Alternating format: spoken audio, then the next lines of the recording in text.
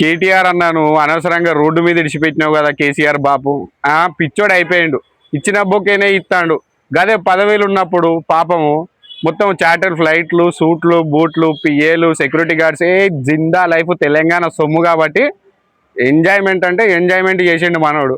ఇప్పుడేమో తడి లేనట్టున్నది, ఇచ్చిన బొకేనే ఇస్తాడు.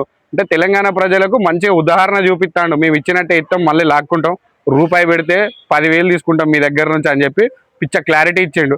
ఈ బొకేనే ఇయ్యని సాతనగా అనోడు రేపు పొద్దుగాల తెలంగాణ ప్రజలను ఏ కష్ట సుఖాలలో ఆదుకుంటాడు. ఇప్పుడు రోడ్డు ఎక్కుతా అని చెప్తాడు. నువ్వు 10 ఏళ్ళు ఉన్నప్పుడు ఎవరి దగ్గర పోయినావు, ఎవరి కష్టం ఆదుకున్నావు, ఎవరిని చూసినావు? ప్రతి ఒక్కరిని మోసం చేసుకుంటూనే వచ్చేళ్ళు మీరు. ఎవరన్నా ఆదుకున్నది ఉన్నదా? ఎవరికన్నా మంచి చేసింది ఉన్నదా? ఎవరికన్నా మీ పార్టీ నుంచి ఇది మంచి జరిగిందని చెప్పండి. తెలంగాణ సొమ్మును అడ్డగోలుగా ఖర్చు పెట్టి తెలంగాణను గింత అప్పుల పాలు చేస్తే ఎవరి సొమ్ము అనుకుంటానా? ప్రజలకు తెలియదా? ఇక బీఆర్ఎస్ అంటేనే ఇక ఇది అప్పు చేసి గుప్పలు పెట్టే రకం అని చెప్పి ప్రజలందరూ పక్కకు జరిపేసిళ్ళు. కేసీఆర్ బాపు